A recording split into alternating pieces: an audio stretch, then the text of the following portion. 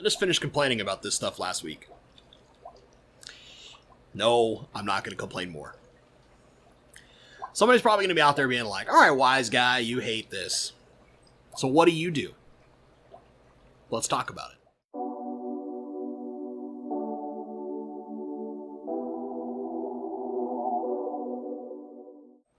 Hello everyone, this is Bentley.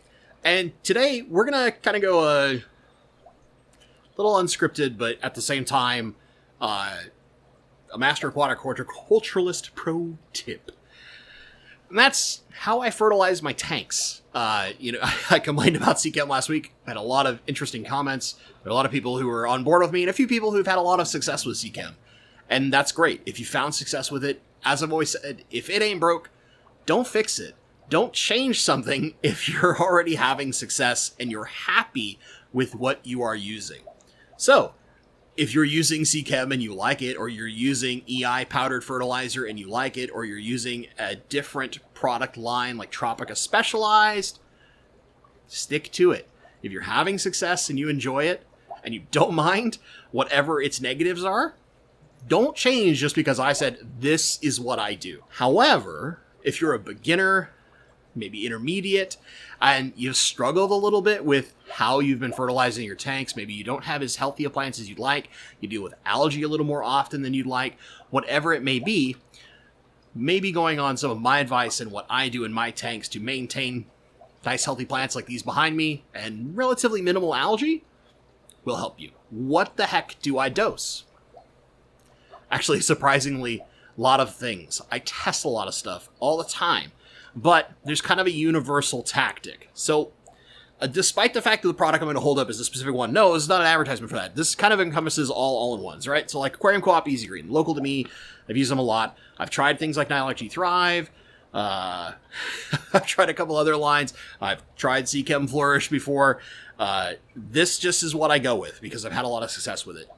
Doesn't mean that you have to use this specific product. It is just a prop, something that I have on hand to represent all-in-one fertilizers. So in this case, Aquarium Co-op's Easy Green is one pump, which is a milliliter nowadays, per 10 gallons, once a week for low light, twice a week for medium light is what they generally suggest. This isn't bad, but in most of my tanks, I'm using things like 40 breeders. This is a 75 long behind me. I have several other bigger tanks. Rather than dosing 4 pumps after I water change, or once a week, if it's low tech, aka no CO2 and low light, or if it's medium tech, so kind of medium to high light with some CO2, and doing that twice a week, I instead prefer to spread my dosage out over the course of the week. So we'll use a 40 breeder as our example here. That's my kind of most common tank in my house. If I have CO2, I typically don't do more than about 2 bubbles per second. Low and slow, that's the way I like it. Little boost to growth and color, but nothing too excessive. In that case, normally I would dose roughly 8 pumps of an all-in-one, doubling it up because you've got the CO2 to boost your growth, right? Instead of 4 pumps on one day, go a few more days, and 4 pumps on another day, I will instead do just 1 pump a day, or 2 pumps every other day. It kind of depends on how busy I am, or how much plant life is in the particular tank. So an example, my running river tank. It's got a lot of Java fern and a lot of crypts. These are lower demand plants, and I've got a low amount of CO2 and not a very powerful light, right? These are all important factors. So what do? 2 pumps every other day. It keeps a lean dose of nutrients inside the tank. This makes sure that there's a continual light amount of everything, because we're doing an all-in-one, available to all my plants. Plants are continuously photosynthesizing, they're continuously consuming those nutrients, leaves little room for algae to really break out. Occasionally it can happen, and that's okay.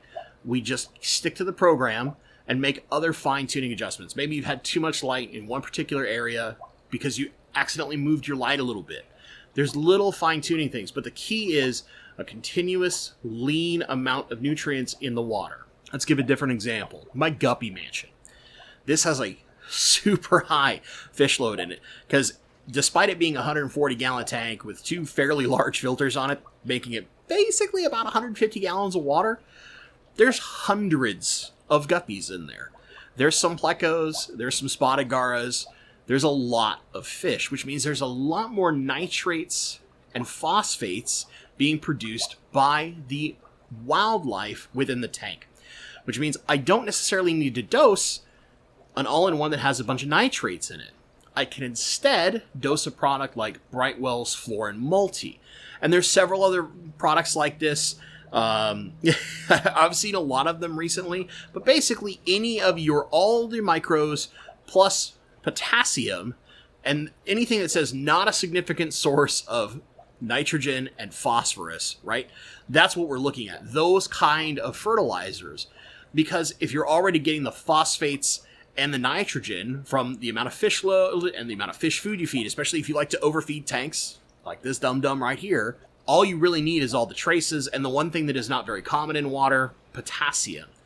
Very, very simple. It makes dosing way easier, and I just dose that in the same fashion. So if it's, an example would be if I needed to dose 4 pumps of Brightwell for a 40-gallon tank, once a week if it was without CO2, or twice a week if it was with CO2, I would instead do very similar to this, a couple pumps every other day.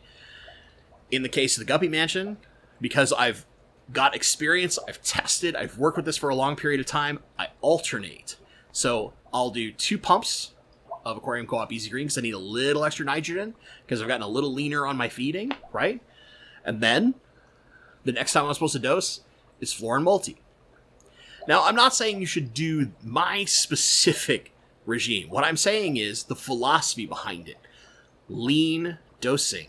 Taking your dose, splitting it up over multiple days so there's a continuous low amount of nutrients available to the plants. They always have something to feed on.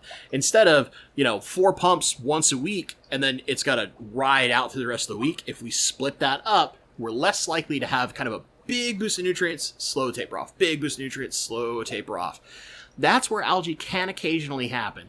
And I've seen people say, Aquarium Co-op Easy Green gives me all sorts of algae. Thrive gives me all sorts of algae. Pick a fertilizer. Depending on how you're dosing and the way your tank is set up, yeah, it can cause algae outbreaks. But usually it is not 100% the fault of the fertilizer itself. It's a mixture of factors that we need to break down, understand, and work from there. So, I'm going to put my prop down. How do we customize your setup at your home? This is tough, but it's doable. The first thing we need to do is understand your water. There's a video up in the corner right now that I talked about how to understand your water and why it's important. I honestly think this is the number one thing for any given aquarist to find long-term success in their fish tank. Understanding your water. What it is out of the tap, what it is in your fish tank, what it is after 24 hours, how often you do your water change schedule. These are all important factors. If you have nitrates in your tap, for example, you do lots of water changes, you probably don't need a heavy nitrogen load from your fertilizer. You probably just need all the other stuff. This is just an example, but know your water, and then from there, identify what you have a lot of.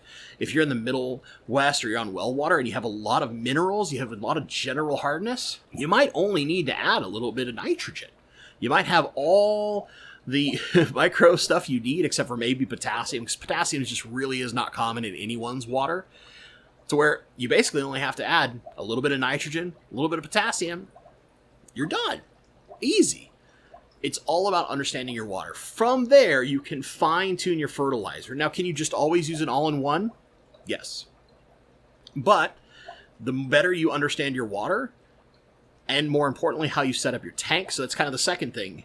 What are your light demands? You have a lot of low-demand plants like this back here, where it's lots of Java fern, some crypts, some Vallisneria, nothing that's like super fast growth, super small leaves, where you don't need high light. If you bring your light down a little bit, you're going to have a lot less problems in the long term. It's about balancing those three things. There's a triangle. This is Aquarium Gardens. It gets credit for this thing. But it talks about your micros, your macros, and your light. And I would argue the only other difference you need to account for here is your carbon. So whether you inject CO2 or you don't, if you're injecting CO2, your plants can photosynthesize more. They need a little bit more nutrients. And if you use a lot of CO2, they need a lot more nutrients and more light. If you don't have that added CO2, you're not using CO2 injection, a little less of your nutrients, a little less light, and you should do just fine. In the end, my general suggestion is simple. Find what is easiest for your schedule. Some people will prefer powdered ferts, the EI style dosing, something similar to that. Some people will prefer, like Nylock G has a version of the product where it's your micros and your macros in liquid and they're split, and you dose them kind of similar to EI dosing where you're alternating the product every other day. That's fine. If you have success and that's the way you want to do that work, that's okay. What is important? Know your water. Continue your schedule, whatever it is. If you're like, oh, I dosed a couple pumps today and I waited 3 weeks, my plants weren't looking very good. Oh, I better dose a couple more pumps of my fertilizer. I waited a week. Oh, they still don't look that great. I'm going to dump a lot of fertilizer in there. That's what I need. Don't do that. Be consistent. Take whatever product allows you to be the most consistent in your fertilizer. This is generally why I suggest that daily dose or every other day dose, depending on the size of your tank, because you can basically just put a little fertilizer in, feed your fish, you're done. Every day, it's a little habit, except for your water change day. Fast your fish. Don't fertilize your tank. Do a nice water change. It'll help everything be healthier and look better long term. That's it. Simple tip, nothing too crazy, but this is how I treat my tanks. So in the case of tanks that don't have CO2, I will very frequently spread their dose out, usually every 3 days, something like that. If it's a big enough tank to where I can dose a little bit every day or every other day, I do so. Small, lean amounts equal long-term success. That has been my formula, and that is my advice to you. There is an important lesson when it comes to learning the full balance of your tank, but this is a tool in your arsenal to make it easier. If you've enjoyed this video, if you learned something, maybe you think I'm crazy and you only do it a certain way, let me know in the comments below. You guys know I love having conversations back and forth with you. If you do enjoy this, give it a like, maybe even consider sharing it if you've got a friend who's new to the hobby and they've been struggling with a planted tank and you've been trying to help them, you can't figure out. Maybe this is the tip they need to help get a lot of that success as soon as possible. As always, guys, thank you so much for watching, and stay awesome.